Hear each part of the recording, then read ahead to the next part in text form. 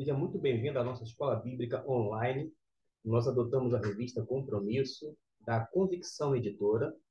Estamos agora na lição de número 8, cujo tema é este que está projetado: Débora e Gideão, juízes valorosos. Observe que a Débora é a quarta pessoa que é levantada como juiz em Israel. Mas lembrando que só teve uma mulher, a Débora em questão. Mas em relação à questão da cronologia, em termos de sequência, é a quarta. Quando a gente fala em juízes, a gente precisa se deter um pouquinho na palavra hebraica. Shofetim. Shofetim, a ideia é de tornar reto, governar com retidão, ou seja, levar o povo a andar corretamente. A gente tem informação bíblica de que após a morte de Josué, aquela geração foi, vou dizer assim, deixando a desejar um pouquinho. E daqui a pouco houve uma vagância no tocante à liderança, não houve nomeação, não houve sucessor, e a gente vai ter a informação ainda no livro de Juízes que as pessoas daquela época faziam o que era mal aos olhos de Deus. Ou seja, o povo de Deus não tomou jeito, cheio de altos e baixos. Sendo que antes de falar sobre Débora e sobre Gideão, que são famosos personagens bíblicos reais, a gente precisa falar um pouquinho sobre outros juízes que foram também importantes. Mas quando a gente fala em juízes, a ideia principal é de serem juízes no sentido de libertadores. Isso mesmo. A questão aqui é pelo viés militar. São pessoas que vão para o fronte, para a batalha, para conquistar, para guerrear, portanto. Tem esse caráter militar. E Débora era mulher de coragem, valorosa, assim como Gideão, também, como todos os demais juízes da época. Porque para você estar na frente da batalha, para lutar com o objetivo de derrotar, para ter a conquista da terra, tem que realmente ter muita coragem, sobretudo, neste caso, já que a gente está tratando de uma juíza e um juiz, Débora e Gideão. Portanto, a gente precisa salientar que eles precisavam de um chamado especial. Não, não houve aquela nomeação, a sucessão de líder, houve essa vacância e houve a necessidade posteriormente de Deus levantar homens e mulher, entre tantos, para poder conquistar a terra. Um outro cenário é que os juízes, eles eram, vou dizer assim, desse viés militar, eram libertadores, mas eles também agiam na questão, vou dizer assim, como magistrado dentro de um contexto tribal. Por isso você vai ver os juízes, incluindo Débora, tratando de casos, de disputas, para tentar trazer a paz entre os seus irmãos, vou dizer assim, dentro daquela tribo. Mas só havia esse papel de magistrado por conta da situação da época. Não havia as leis como nós temos hoje. Não era uma juíza de toga que ficava no tribunal só para fazer aquilo. Não. No caso da Débora, ela era profetisa, juíza, alguém vai chamar de poetisa, porque a poesia também, da parte de Débora, ela é autora, mas quando fala em que ela era uma juíza, lembre sempre que o objetivo é mais a pegada, que o foco é que ela era uma guerreira, uma líder militar. Como eu disse, naquele período de teocracia, alguém tinha que atuar nas desavenças, isto é, nas disputas, para que houvesse paz nas tribos. Débora, assim como os demais, foram homens e mulher, nesse caso específico, usado por Deus para esse fim. O objetivo sempre era o quê? Tornar o povo reto. Porque a gente observa que entre esses 12 a 13 juízes que nós temos na Bíblia, eu digo 12 ou 13, porque os estudiosos eles não é, são unânimes.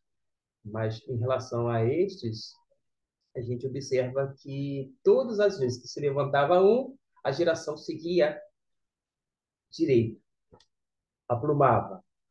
Quando o juiz, ou no caso a Débora, como juíza, morria, o que acontecia? Tudo de novo. Ou seja, o povo não aprende. O povo tem um coração inclinado para a maldade. O pecado faz isso. A natureza pecaminosa, ela tente dentro do ser humano e tem aquela inclinação para as coisas da carne, conforme nós dizemos, usando uma terminologia do Novo Testamento. Agora, a gente sabe muito bem, a partir da própria palavra de Deus, que o povo de Israel era de dura cerviz. Mas vale a pena. Eu vou daqui a pouco passar a revista. Eu fiz um escaneamento no celular, projetei aqui para tentar ajudar algumas pessoas que, porventura, queira ter uma noção do conteúdo da revista, porque eu não fico, e quem me acompanha sabe disso muito bem, lendo revista. Eu prefiro trabalhar os assuntos pertinentes, do texto bíblico, da temática, etc. E tal. Tá bom? Então, a revista é apenas o meu início de conversa. Para início de conversa, a gente projetou aqui o tema, o assunto. Nós temos aqui Juízes 6, versículo 12, como texto áureo. A gente pode, inclusive, fazer a leitura desse texto. Eu estou com a versão, a Bíblia King James aqui, e eu vou fazer, então, a leitura dessa versão. Capítulo 6, versículo de número 12. E o que nos diz a palavra de Deus? Então o anjo do Eterno apareceu a Gideão e lhe saudou: O Senhor está contigo, valente guerreiro. Esta é a versão King James. Deixa eu mostrar aqui. Bíblia King James atualizada, que eu acabei de ler. E você precisa ter uma versão que seja de fácil compreensão. Não adianta ter uma versão rebuscada que você não entende e que precisa ir ao dicionário todas as vezes. Por isso, você pode ter uma versão até mesmo mais antiga, clássica, mas utilizar versões cuja tradução é mais dinâmica, tipo a King James, como esta, a versão NVI, que é a nova versão internacional, a Almeida século XXI, entre outras, tá bom? Mas fica aí a dica para que possa facilitar os seus estudos. Mas quando a gente fala em juízes, já que eu disse que Débora dentro, teve um juiz, dois juízes, três juízes, e Débora vai surgir como a quarta pessoa usada por Deus que veio sobre ela, no caso, assim como os demais antecessores, como aqueles que vieram depois, veio o Espírito Santo, e o Espírito Santo, vindo sobre estas pessoas, eles acabavam recebendo o poder ou a influência do Espírito de Deus para realizar tal obra. Então, a gente vai ter, para você ter uma ideia, o, um juiz que a gente pode mencionar aqui, o Otiniel. Otiniel, porque o autor, quando a gente começa a ver o panorama do capítulo 2 até o 6, 2:6 até 3:6, o autor do livro, ele começa a nos dar em sequência a carreira de cada um dos juízes que o Senhor levantou, suscitou, cujo espírito vinha sobre eles. Bom, o primeiro é Otiniel, e é de várias maneiras um juiz modelo. Ele pertencia a um clã que possuía relações bem próximas com a tribo de Judá. A tribo de Judá é a tribo líder. E por que era a tribo líder? Era a tribo maior, e em segundo lugar, porque era a tribo mais forte no tocante à questão militar. Além do mais, Otiniel havia se destacado em batalha e ganho a filha de Caleb como esposa. A gente vai observar isto no capítulo 1, versículo 11 até o 15. Para ele, não havia casamento misto com cananeias, conforme capítulo 3, versículo 6. Vou fazer a leitura para que você possa não apenas ficar ouvindo, mas saber que o que eu estou dizendo realmente procede das Sagradas Escrituras, porque ninguém precisa saber de cor e salteado todos os versículos bíblicos. Mas é bom, vez ou outra, da parte deste, sem dúvida alguma, ficar fazendo a leitura do texto, ou seja, na palavra de Deus. O que eu acabei de afirmar está embasado aqui, ó, na Bíblia King James, versão atualizada, em que diz no capítulo 3, versículo 6: desposaram as filhas destes povos, deram seus próprios filhos em casamento às filhas deles e passaram a cultuarem aos seus deuses, uma referência aos cananeus, dos hititas, amorreus, ferezeus, dos heveus e dos jebuseus. Ou seja, mas acontece que Otiniel era uma pessoa modelo e ele não concordava com esse casamento misto. Por quê? Quando havia esse tipo de casamento com povos pagãos, qual era a tendência? A assimilação, ou seja, o povo de Israel acabava absorvendo tanto a cultura quanto a prática religiosa e trazia, vou dizer, para dentro da sua tribo vários elementos pagãos. Imagine só, um judeu casa com uma mulher pagã cananeia, ou da tribo dos cananeus. E, de repente, ela vem morar e ela traz consigo os seus ídolos. Baal, ainda que seja em miniatura. Baal, que era tido como o senhor, o proprietário, e, de repente, por tabela, a deusa Astarote. Esta deusa é a figura feminina. Tem a figura masculina, Baal e Astarote. Imagine só. Não, meu bem, deixa eu trazer, não tem nada demais não. Eu vou colocar aqui no cantinho da tenda. Era reunidos, eram tribos, esse era o sistema tribal, e havia cabanas, tendas, e não, deixa aqui no cantinho, não vai fazer mal a ninguém. Cultua lá o seu Deus, eu vou cultuar o meu. Aí tinha filhos, ia crescendo, mamãe, o que é isso? Ah, que é divindade, Baal. Baal é o Deus da aliança, Baal Berit. Ah, é? Aí prossegue aquela mulher pagã, dos cananeus, e fala lá para o seu filhinho que é meio judeu, misturado agora, é mestiço, vou dizer assim. Ah, inclusive, você sabia que Baal é o deus da agricultura? Como assim, mamãe? É ele que manda a chuva, ele que fertiliza os campos, é o deus da natureza. Imagine só a cabecinha daquela criança que, mesmo tendo pai judeu, mas cuja mãe tem uma origem pagã, que assim trouxe para dentro daquela tenda, dentro do território judaico, vou dizer assim, dos judeus, né? E fala, olha, aqui é o Deus do seu pai, daqui é o Deus da mamãe. Era uma mistura tremenda, uma confusão, como é na cabeça de algumas pessoas quando tem conflitos, ou seja, quando algumas coisas são bem antagônicas. Quando existem coisas, vou dizer assim, mais tranquilas, que não são essenciais, eu diria assim, é de menor importância, eu diria.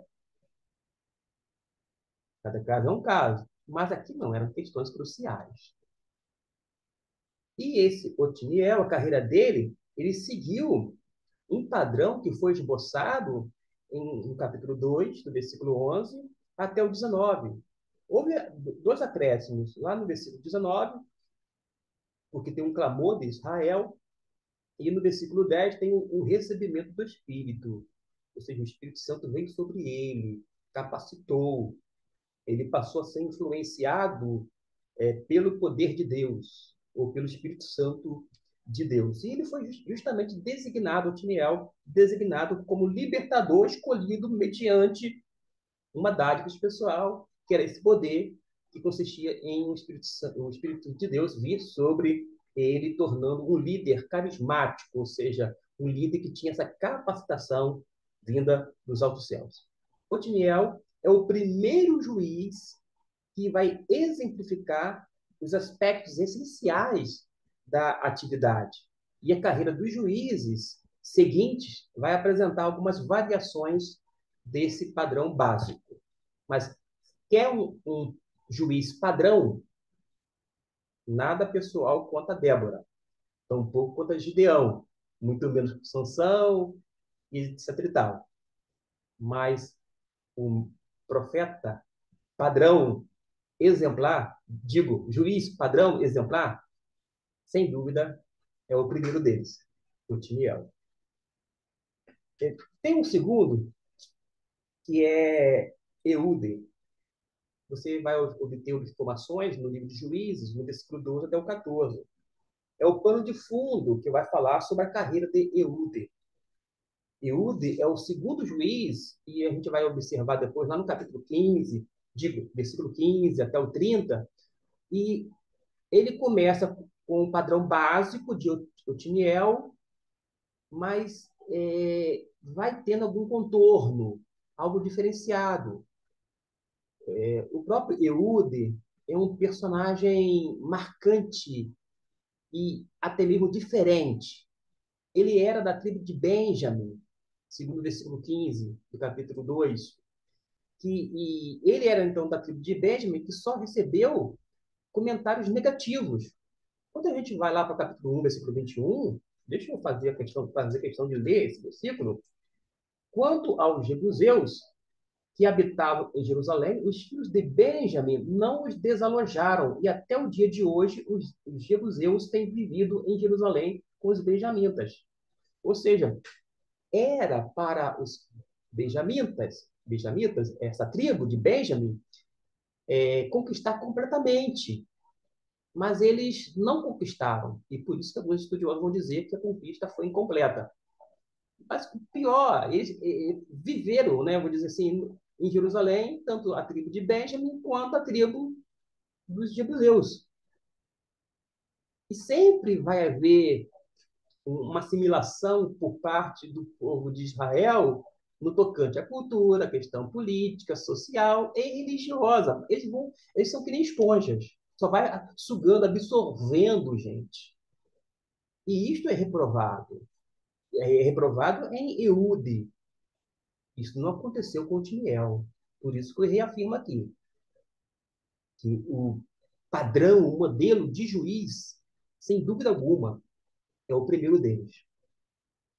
A gente vai observar depois que esse Eude, que é o segundo juiz, ele tinha algumas características que o texto vai mostrar no versículo 16 até o 25, do 26 até o 29, vale a pena fazer a leitura, mas que ele é dirigido pelo Senhor e Deus usou, vou dizer assim, um herói um pouco provável, mas ainda assim usou, porque Deus é Deus.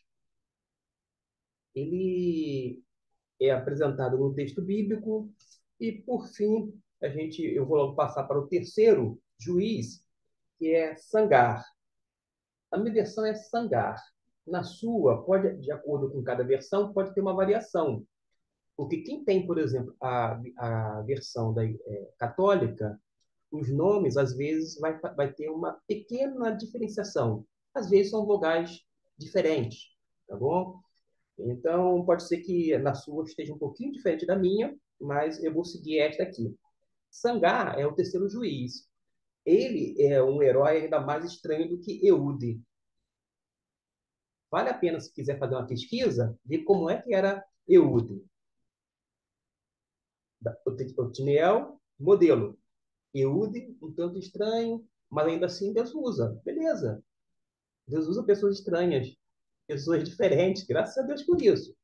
Mas o Sangato também é um herói, porque é um libertador, ele tem essa questão militar, e é um político, né, portanto, porque ele está governando. Eles que vão governar para tentar tornar o povo agir corretamente. E ele, possivelmente, não era nem mesmo israelita, visto que Sangar não é um nome típico do hebraico. E Anat é claramente um nome pagão. A gente pode ver depois sobre estas questões, fazendo pesquisa, mas tudo indica que ele não era israelita. O que a gente pode falar sobre Sangar, que era filho de Anat? Lembrando que esses nomes são nomes pagãos. Por isso que há essa indicação de que tanto o pai Anat quanto Sangar, filho de Anat, não era israelita. Mas ainda assim, foi levantado por Deus. E quem pode ir contra Deus, né? Deus age dessa forma. Mas eu quero mostrar aqui que Sangar ele pronunciou as façanhas de Sansão. Isso mesmo. A gente tem que, vou dizer assim, às vezes se situar a, a Bíblia, ele não é que ele estava no momento das façanhas de Sansão, mas ele prenunciou as façanhas posteriores de Sansão. Nas circunstâncias aqui, porque o povo de Israel estava sendo bem pressionado pelos seus inimigos, é nessas circunstâncias, sempre que o Senhor é fiel, Deus é fiel o tempo inteiro, fez uso de meios extraordinários para salvar os israelitas, ainda que temporariamente, porque, como eu disse, libertava o povo de Israel da mão dos inimigos, conquistava a terra, tinha vitórias, etc. e tal. Governava o povo durante aquele período. O juiz morreu, o pessoal largava ou se desviava do Senhor. E vida que segue sem Deus. Deus levantava outro juiz e assim sucessivamente, só para você ter uma ideia. Agora, quando a gente adentra no capítulo 4, e antes de fazer isso, eu vou querer mostrar aqui para vocês e deixar aqui a leitura, para que vocês possam fazer leitura. Porque em Juízes, capítulo 4 a 8, nós temos um relato de dois juízes valorosos. Um foi a juíza, Débora, e o outro, o juiz Gideão. Depois da morte de Eude, os israelitas voltaram a fazer o que era mal aos olhos do Senhor. Agora você já tem o pano de fundo. O primeiro juiz foi quem? Otiniel. O segundo, Eude. Mas depois houve o terceiro, que foi Sangar, filho de Anate. Observe que a revista não tem essa preocupação e não pode falar sobre todos os juízes de uma forma específica. Eis a razão de eu fazer esse papel, projetando aqui, colocando para você o pano de fundo para que tenha uma noção das coisas. O Senhor estava observando que o povo estava fazendo tudo que era mal aos seus olhos, não estava sendo do agrado divino, e o povo ele foi entregue nas mãos de Jabim, rei de Canaã, que reinava em Azor. O comandante do seu exército era este aqui. Vou deixar aqui em destaque, não sei se eu consigo fazer agora, mas eu acho que eu consigo, sim. Deixa eu ver. Página inicial, destacar. O rei era esse aqui, ó. Opa, não sei se... Não vou dar pausa, não vou fazer, não consegui, então não vou depois ver.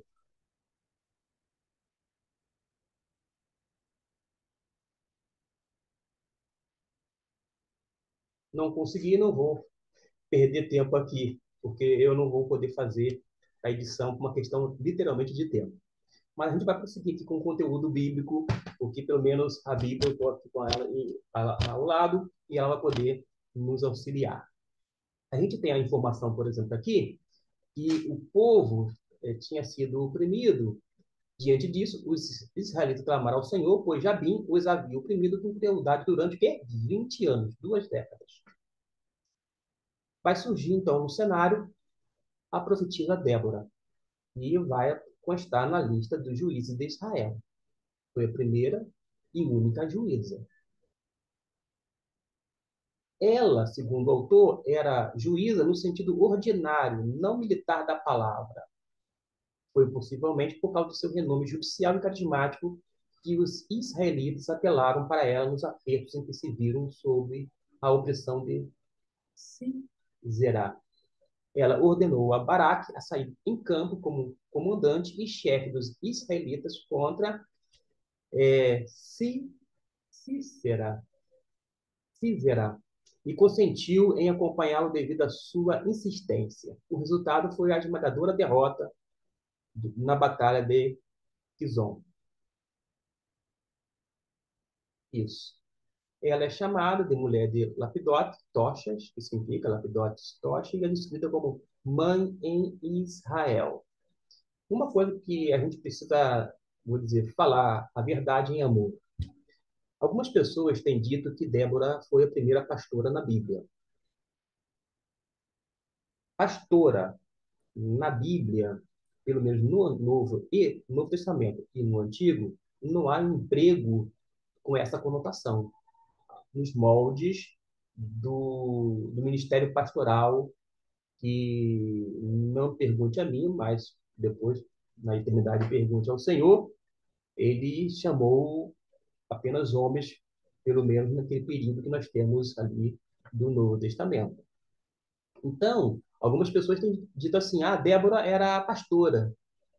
Não, Débora era profetisa. Falemos a verdade em amor, mas falemos a verdade.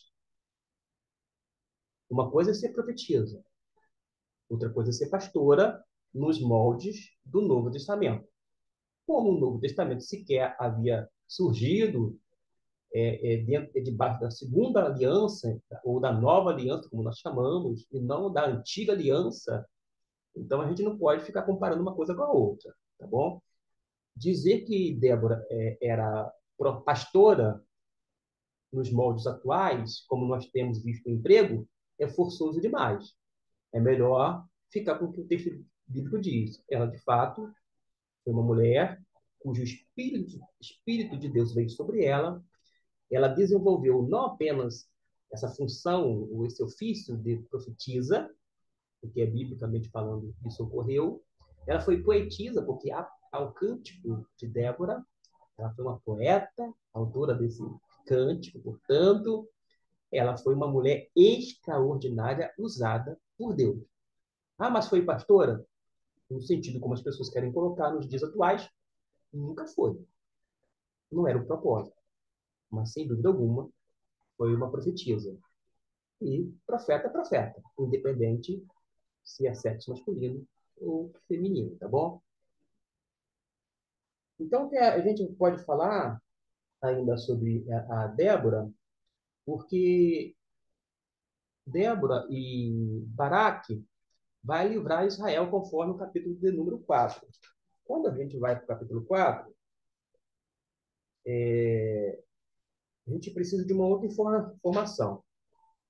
O versículo 1, capítulo 4, vai deixar claro que a apostasia, ou seja, havia aquela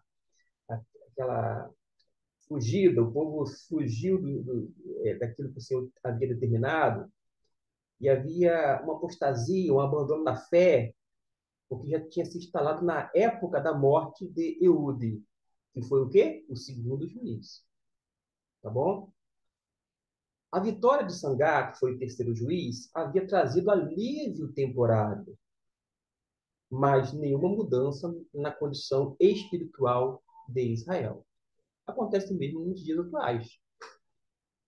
Às vezes, a pessoa vai para um culto, fecha os seus olhos, a contrição, levanta as mãos, até chora diante da mensagem, há risos, há um semblante de alegria, mas continua a mesma pessoa, não mudou nada por dentro. A casca por fora, olha, tá ali, mas por dentro continua com aquela dureza no coração, com um coração de pedra, e não com um coração transformado, mudado, moldado, um coração que eu vou chamar de carne.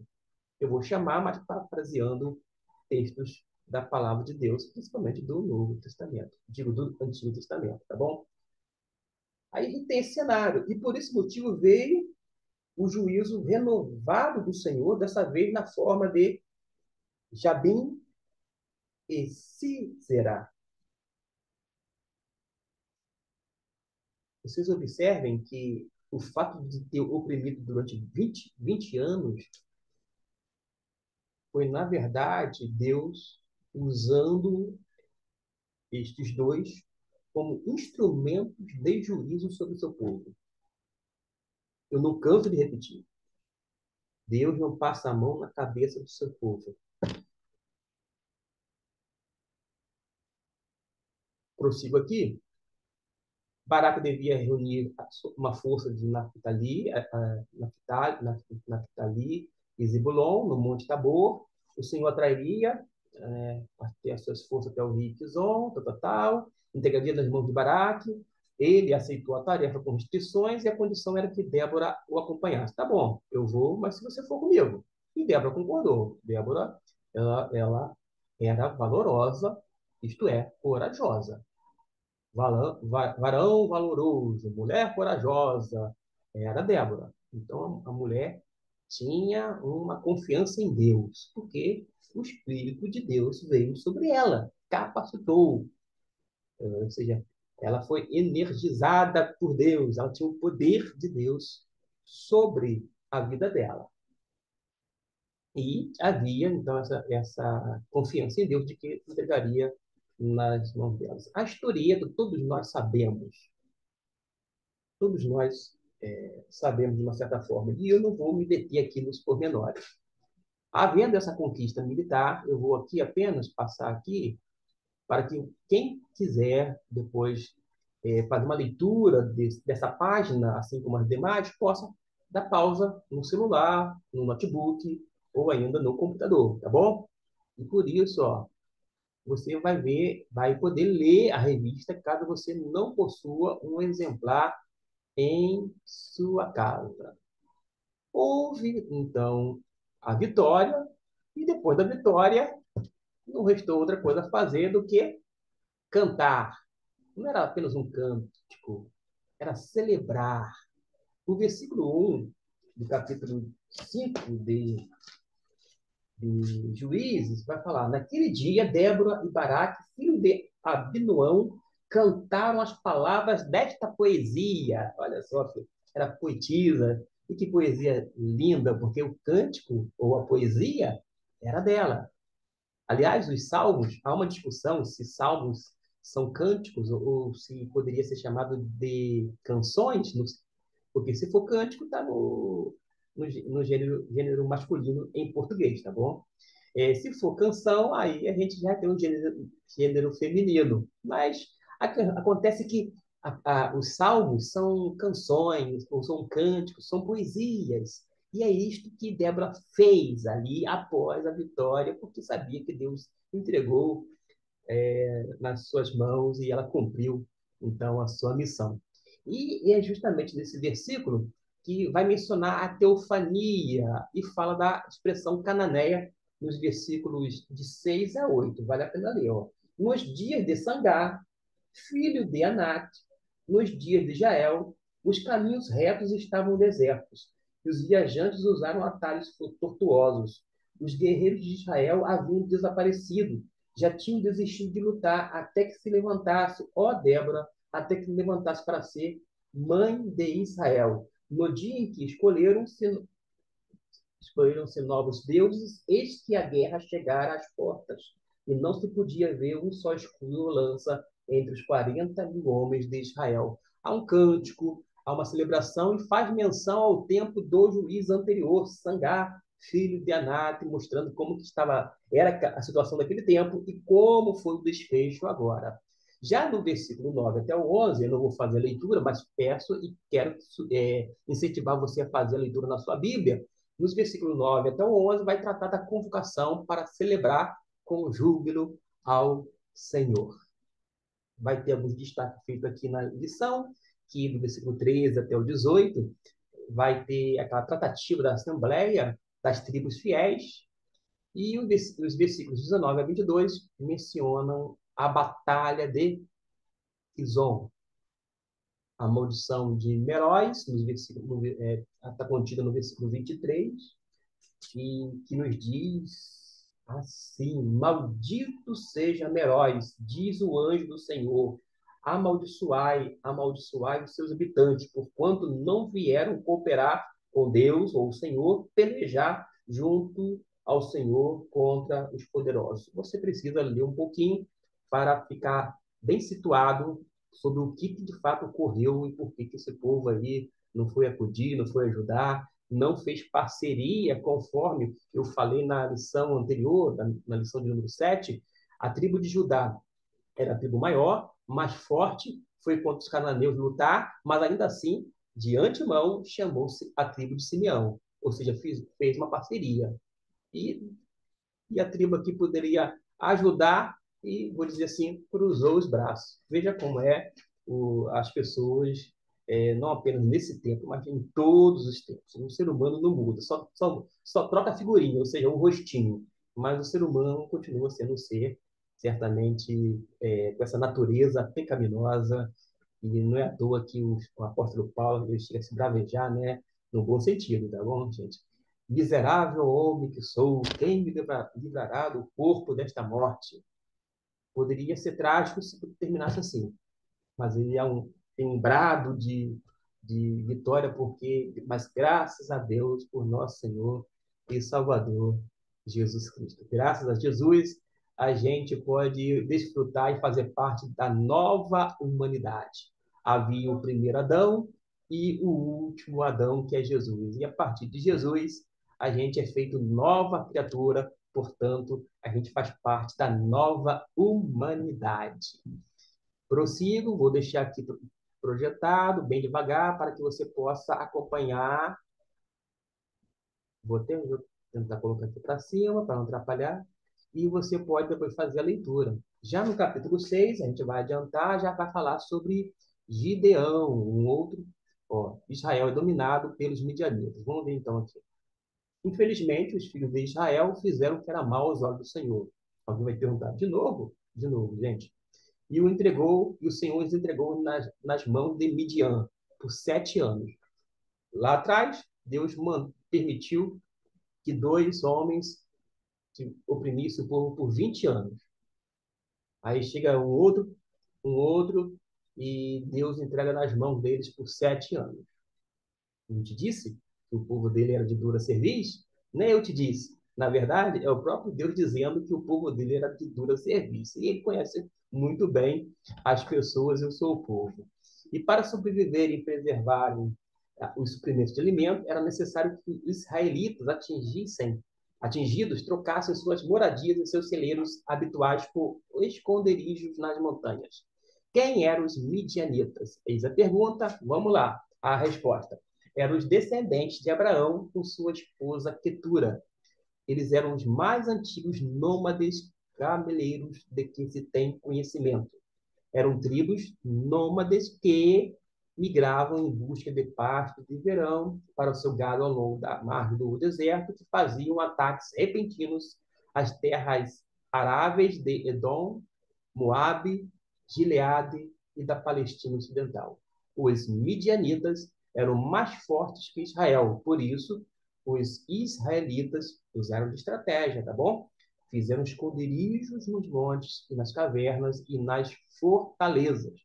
E quando os israelitas semeavam, os midianitas, os amalequitas e os outros do leste invadiam suas plantações e não deixavam mantimento aonde?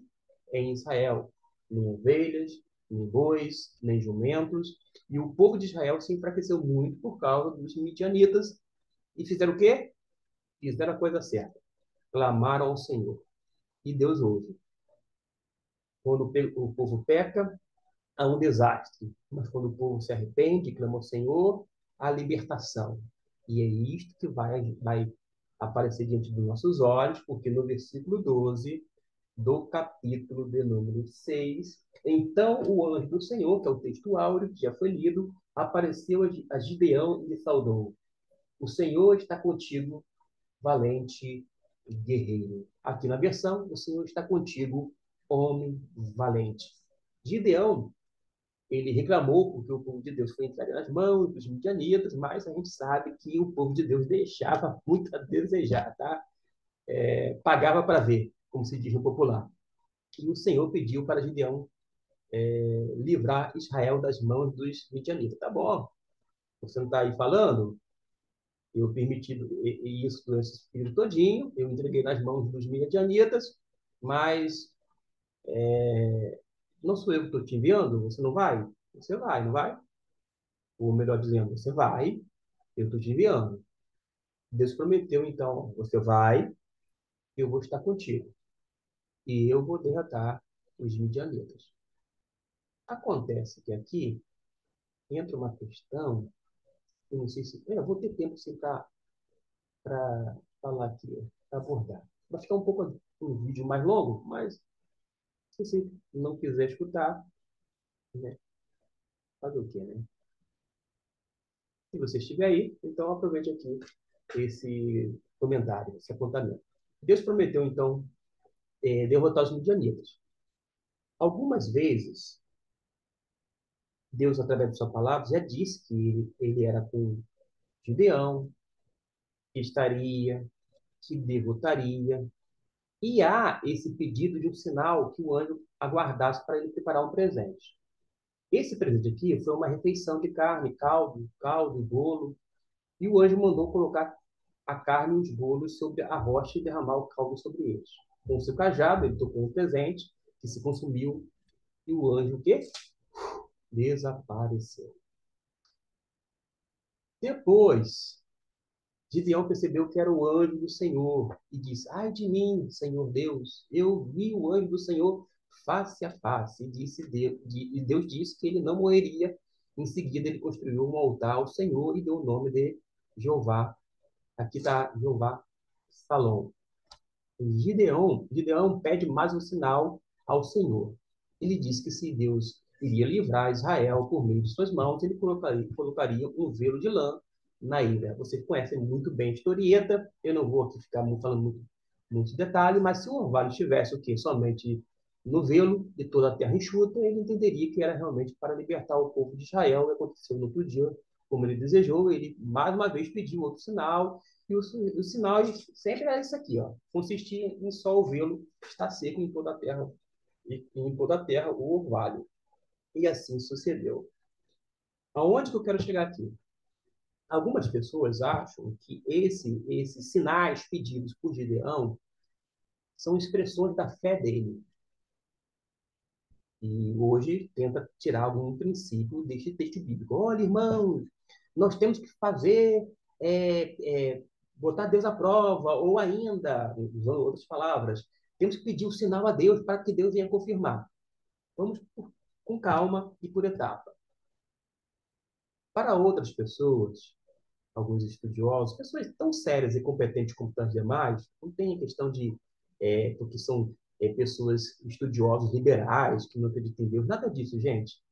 Eles entendem que, como Deus já havia aparecido para Gideão, falado que ele era com ele, falando que já ia colocar o povo nas mãos dele, a atitude de Gideão, através desses pedidos, embora atendidos pelo Senhor, mas ainda assim não era uma expressão de fé, era, na verdade, ausência de fé.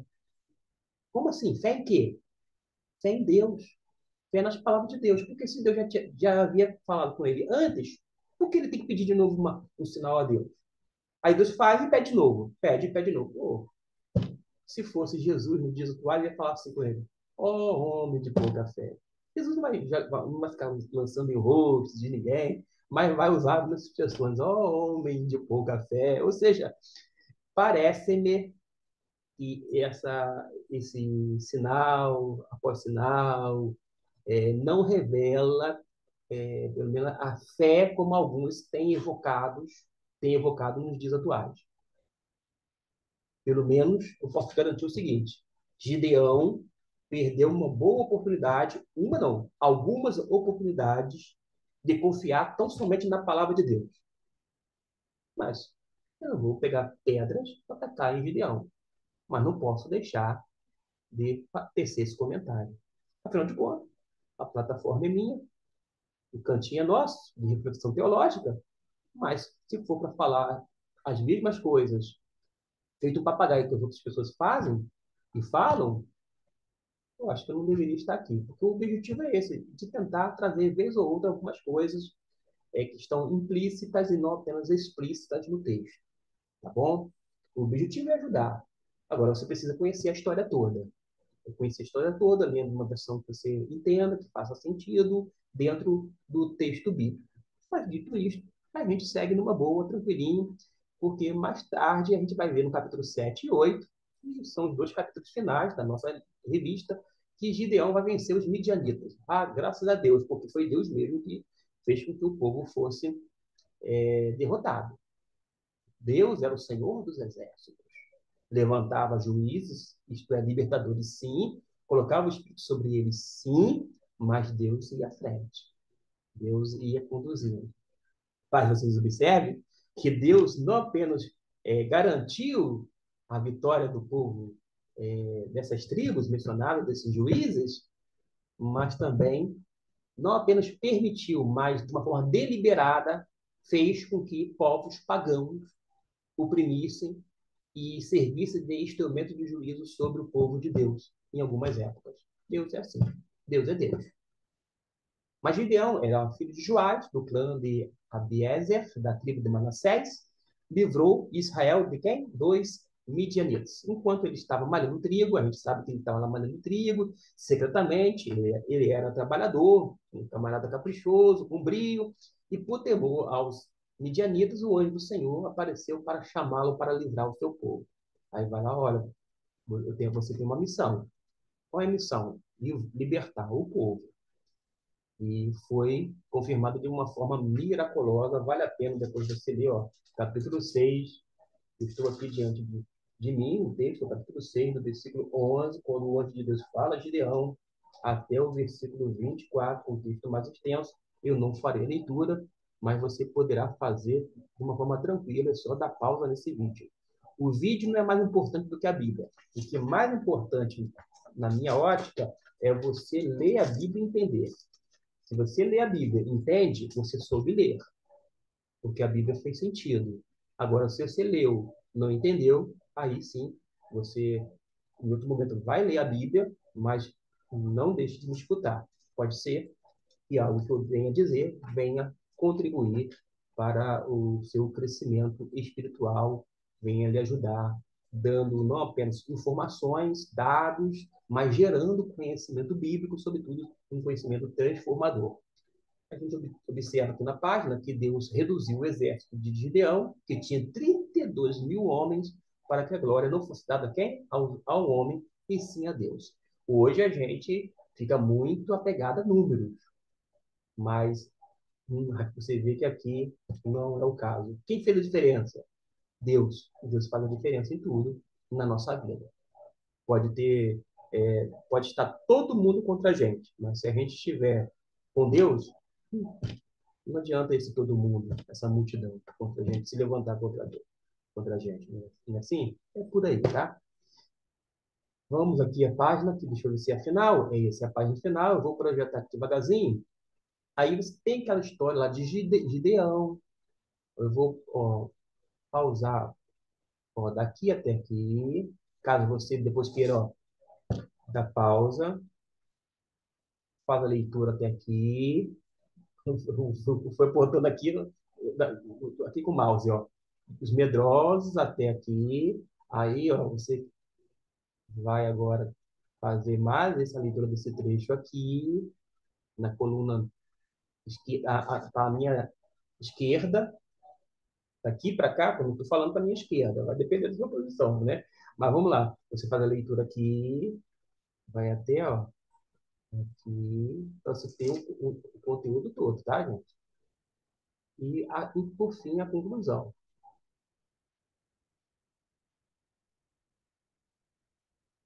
Mas eu quero falar sobre Gideão, por quê? A gente pensa às vezes que Gideão foi nota 10. Talvez alguns vão dizer assim, não, o primeiro juiz, que esse tal de Gustavo Luiz aí falou, tá o meu nome aqui, né? No vídeo, essa tela pequenininha, porque eu não gosto de aparecer não, mas só para tentar quebrar o gelo, eu me coloquei aqui, me permiti está visível para alguns de vocês. Bom, vou falar alguns porque poucas pessoas assistem, mas eu valorizo essas poucas pessoas. E alguns vão dizer assim, mas, poxa vida, foi dito que o primeiro juiz foi o exemplo, o modelo de todos os juízes, e etc e tal. E não, meu exemplo é Gideão, e não Sansão. Ou você vai optar, não, meu exemplo é Débora. Não, não, gente.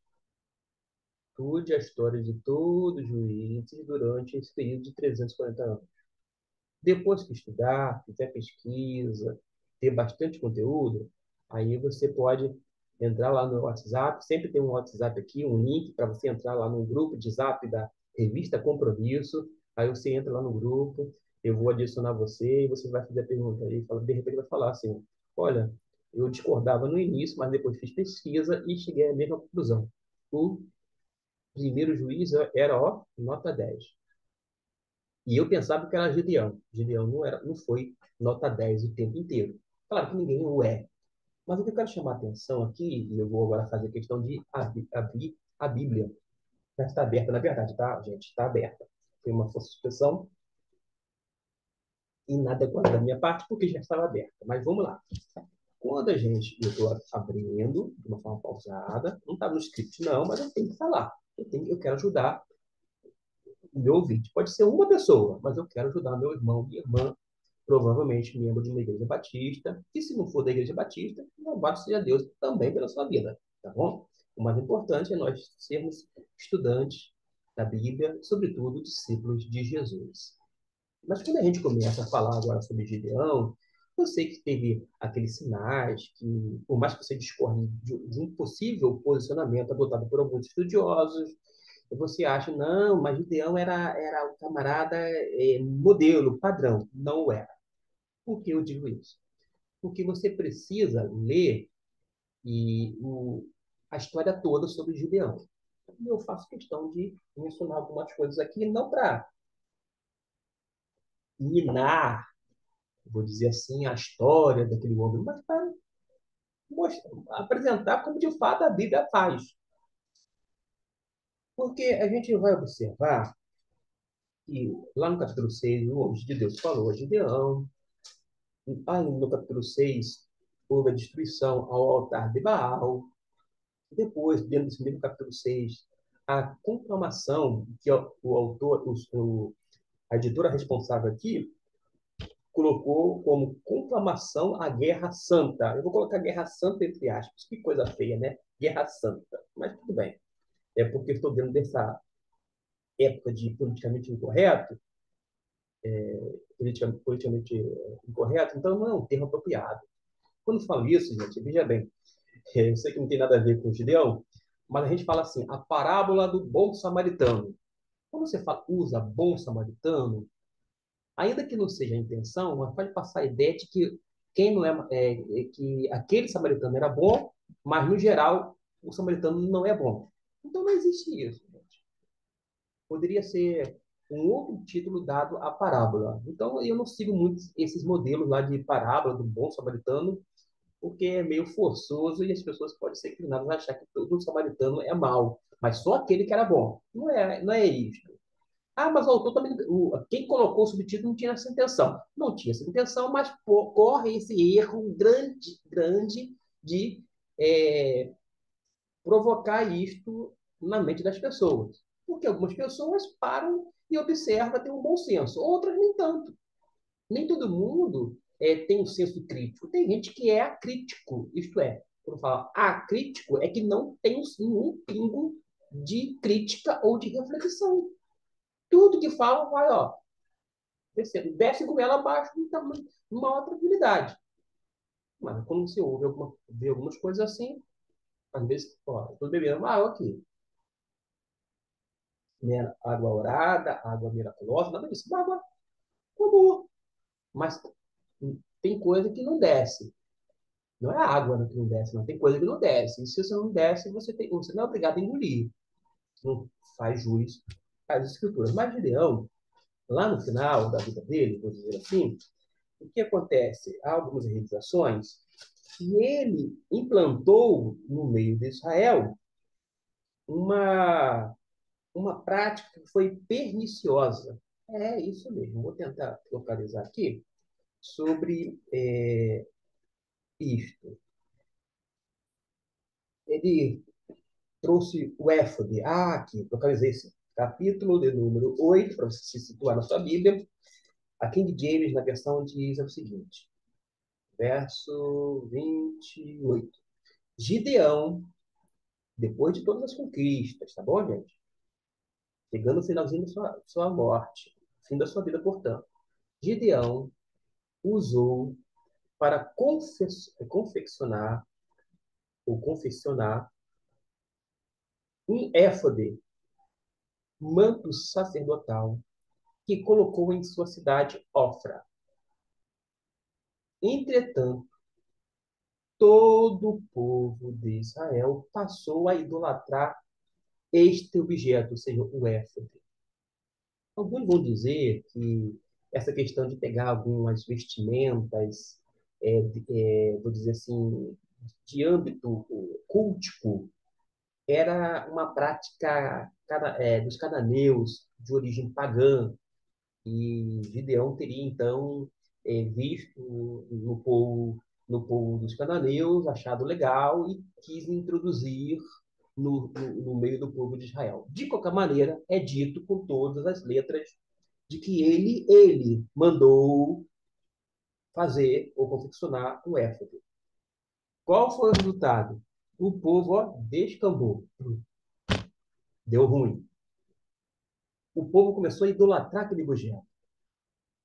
Entretanto, todo o povo de Israel passou a idolatrar este objeto, vindo a se prostituir em relação a Deus, ou seja, é o que a gente chama de adultério espiritual, o que se transformou numa armadilha. Para quem? Para o próprio Gideão e toda a sua família.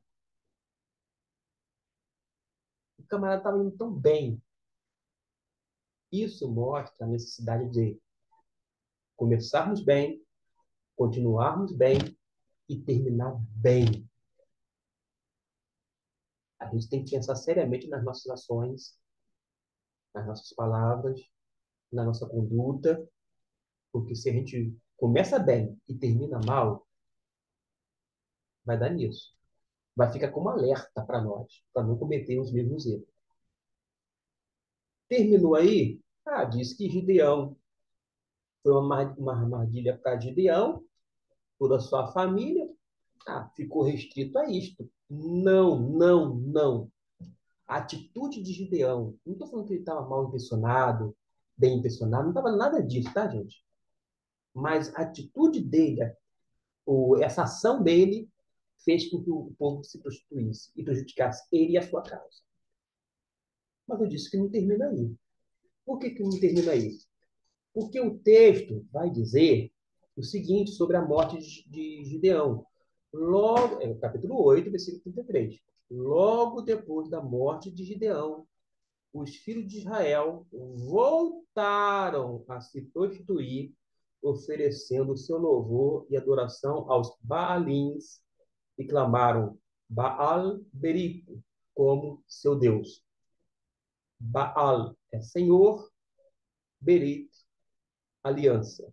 A ideia aqui, Baal Berit é Senhor da aliança, porque os cananeus eram chamados do povo, antigamente, era chamado os cananeus, era o povo da aliança, porque Baal Berit era o Senhor da aliança. Na verdade, o povo de Deus voltaram, já tinha se prostituído, naquele período ainda em vida, por conta dessa atitude, vou dizer assim, mal feita, mal realizada, da parte de Gideão, lá no finalzinho da sua vida, quando o povo se prostituiu, mas voltou, continuou, parou, mas depois voltou a prostituir e deu ruim. Para nisso, e não mais se lembraram do Senhor, o seu Deus, que os havia salvado das mãos dos seus inimigos em redor. Percebeu a dramaticidade, a complexidade? Sentiu esse drama? Comece bem, permaneça bem e termine bem. Começou mal, ajusta, fica tudo aprumado, faça de tudo para viver e terminar bem. Começou bem, saiu do rumo, se acerte, se aprume, termine bem. Sempre vai haver consequências, tanto para nós, para a família, para a sociedade, para a igreja, para o reino, enfim. Mas uma coisa que me chama a atenção, e eu não estou pegando no pé de Gideão, apenas eu leio o texto bíblico, é que o povo pediu, lembrando que não havia teocracia, mas existia monarquia em outros povos, havia reis. E o povo pediu para que Gideão fosse o rei deles. E Gideão vai dizer com todas as letras: olha, eu não vou ser o rei de vocês, que negócio é esse? Nós vivemos numa teocracia, o governo de Deus. Eu fui levantado por Deus, porque Deus enviou o seu Espírito sobre mim. Teve essas vitórias aí fantásticas da parte dele, ele que nos concedeu a vitória, e está claro isso, historicamente falando, está inclusive agora registrado para nós, e isto também, eu jamais vou ser rei, serei rei de vocês, longe de mim tal coisa, mas pelo menos a Bíblia, no final, vai revelar uma ambiguidade, algo ambíguo na vida de Gideão. Alguém vai pensar assim: poxa, Gustavo está pegando o pé de Gideão. Não, está apenas descrevendo o que a Bíblia diz. Então, qual foi? Alguém pode dizer. É esta aqui. No capítulo 9, vai dizer que ele teve muitos filhos, muitos filhos, e colocou o nome de um dos seus filhos, que a gente traduz como Abimeleque. Então, teve outros Abimeleques na Bíblia, mas este Abimeleque é nada mais, nada menos do que filho de Gideão. Ele teve vários filhos.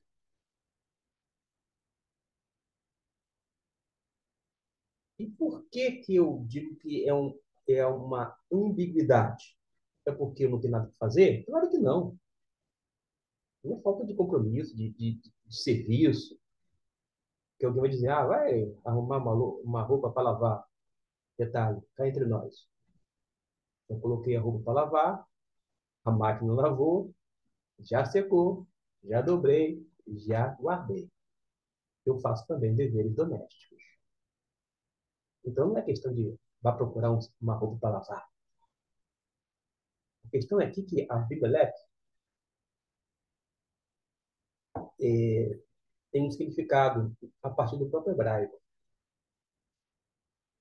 A palavra pai em hebraico é av, isso mesmo, A-V, o soneto A e V, av.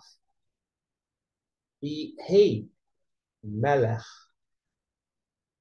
E Abimelech seria, seria e é, de fato, no hebraico bíblico, antigo. Não estou falando do hebraico moderno, tá? Eu tenho uma noção do antigo. Do moderno, não. Não falo nem o hebraico moderno. Da mesma forma, eu conheço o grego antigo, o grego, claro, eu conheço um pouquinho clássico, que é o antigo, e conheço pouquíssimas coisas sobre o grego moderno, mas conheço umas coisinhas. Mas aqui, a pronúncia é Avimelech. Avimelech. Ou seja, era Ben Avimelech. Filho, Ben é filho, filho de Abimeleque, mas que no hebraico é filho do rei. Que Melech é rei. Isso chama atenção para quem conhece o hebraico. Como é que o povo quis, pegar Gideão, colocar lá em cima, todo mundo. Imagina só aquela turba, aquela multidão. Vai lá, pega ele e começa a colocar no alto. Ei, ei, ei, ei, ei, Gideão é nosso rei. Ei, ei, ei, Gideão é nosso rei. Aí ele com aquela modesta tudo fala: Não, eu não sou o rei de vocês, não. Eu não sou o rei de vocês, não. Não, não, jamais, nunca serei. Mas aí ele tem alguns filhos e coloca um deles chamado Abimeleque. Ou seja, o filho de Abimeleque é o meu pai é rei. Né? Para quem conhece um pouquinho, só um pouquinho, tá? Um tiquinho assim, do hebraico, não tem como passar. Não tem como passar. É por isso que a gente vê esta ambiguidade na vida, pelo menos na parte final de Gideão. Vale a pena ler o capítulo 9, versículo 1, e o versículo 2, do 9. Indagai, peço-vos aos nobres homens de Siquém, quanto ao que é melhor, ter todos os 70 filhos de Jerubaal governando sobre eles, ou somente um homem que dirija? Recordai-vos de que eu sou vosso, eu sou osso vosso e carne vossa, sangue do vosso sangue. Ou seja, as histórias de Gideão e Abimeleque, que era o filho de Gideão, um dos filhos, né? Tecem o âmago do livro. O livro no hebraico é Sefer, ou Sefer. O âmago do Sefer, isto é, do livro dos juízes. Abimeleque, o filho, que buscou firmar-se como rei cananeu mediante sua crença no Deus Baal, de acordo com o versículo de número 4. E lhe deram 70 ciclos, peças de pratas, retiradas do templo de Baal, Berit, aos quais Abimeleque usou para contratar alguns desocupados e mercenários que se tornaram seus seguidores. Porque Abimeleque, o meu pai é rei. Papai falou lá atrás que não queria ser rei, mas colocou o nome do filho que o pai é rei. Ou seja, meu pai é rei e eu vou, então, governar. E eu estava utilizando práticas, expedientes, nada prováveis ou louváveis diante de Deus.